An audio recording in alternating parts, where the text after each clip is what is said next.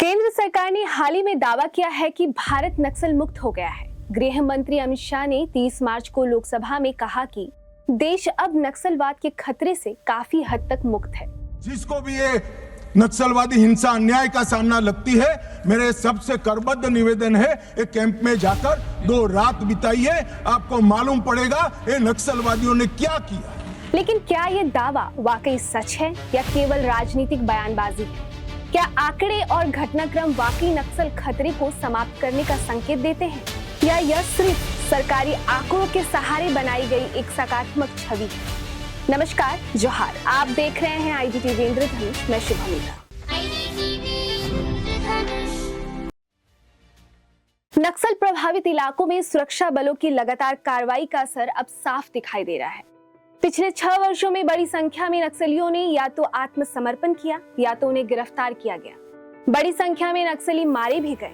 सरकारी आंकड़ों पर नजर डालें तो 1 जनवरी 2020 से 31 जनवरी 2026 तक कुल 4,340 नक्सलियों ने सरेंडर किया, जबकि 3,644 नक्सलियों को गिरफ्तार किया गया।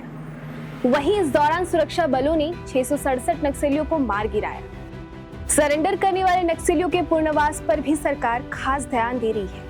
अब तक 2,937 माओवादियों का पुनर्वास किया जा चुका है। इनमें 1,496 इनामी नक्सली और 1,441 बिना इनाम वाले नक्सली शामिल हैं। इनामी नक्सलियों के पुनर्वास पर सरकार ने कुल 5 करोड़ 64 लाख रुपए खर्च किए हैं। सरकार द्वारा चलाए गए अभियान और फोर्स की मुस्तैदी के कारण पिछले 1 साल में प्रदेश में कई बड़े नक्सल लीडर्स ने अपने हथियार डाले हैं। वहीं दूसरी ओर जिन लीडर्स ने विचारधारा को जिंदा रखने के लिए फोर्स के सामने चुनौती बनने की कोशिश की, वो मिट्टी में मिल चुके हैं। लेकिन क्या ये पुनर्वास नीति वास्तव में प्रभावी है? क्या यह सुनिश्चित कर पा रही है कि नक्सल विचारधारा फिर से नहीं उभरेंगे? क्या आदिवासी इलाके में विकास और रोजगार की कमी को देखते हुए नक्सली फिर से नहीं सक्रिय हो पाएंगे? खासकर झारखंड और छत्तीसगढ़ जैसे राज्यों की बात करें तो क्या यहाँ की वास्तविक स्थिति सरकार के दावे से मेल खाती है? छत्तीसगढ़ का बस्तर अब नक्सल मुक्त होकर लाल आतंक के घोर अंधियारे से निकल चुका है। जिस बस्तर में कभी गोलियों की आवाज सन्नाटे को चीरती थी, वहाँ अब विकास की बयार बह रही है। बस्तर के जिन जिलों में नक्सली गतिविधियां थीं, वहां अब सुरक्षा कैंप खुल चुके हैं और बचे हुए कुछ माओवादी अपनी जान बचाकर भाग चुके हैं। केंद्र सरकार ने संसद में इस बात का ऐलान किया कि अब देश नक्सलवाद की समस्या से मुक्त हो चुका है। वहीं झारखंड के सारंडा जिला में सुरक्षा एजेंसियों का अभियान अब अपने अंतिम और निर्णायक चरण में पहुंच चुका है। राज्य का लगभग 95% इलाका नक्सल मुक्त हो चुका है, जबकि बचे हुए इलाके खासकर सारंडा वन क्षेत्र में सुरक्षा बलों का दबाव लगातार बढ़ता जा रहा है। भले ही केंद्र सरकार ने नक्सलवाद के पूरे सफाई का दावा किया है, लेकिन हकीकत यह है कि झारखंड में नक्सलियों का अस्तित्व अभी भी बरकरार है।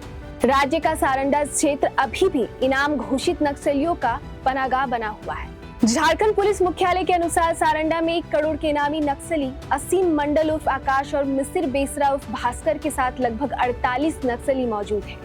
पिछले 6 महीनों से उनकी कोई बड़ी गतिविधि सामने नहीं आई है। खुफिया विभाग की सूचना मिली है कि 1 करोड़ का इनामी मिसिर बेसरा कभी भी सरेंडर कर सकता है और पुलिस मुख्यालय के वरिष्ठ अधिकारी उनके परिवार के संपर्क में है। झारखंड पुलिस की आधिकारिक वेबसाइट और 30 मार्च 2026 की अपडेटेड लिस्ट के अनुसार राज्य में इनामी नक्सलियों की संख्या अभी भी 48 है।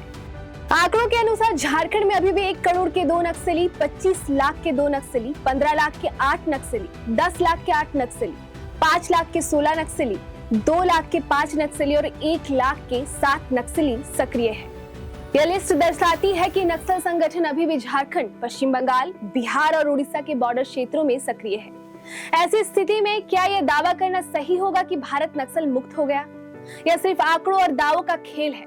झारखंड और छत्तीसगढ़ इन संवेदनशील क्षेत्रों का हाल देखते हुए नक्सल मुक्त कहना कितना उचित है?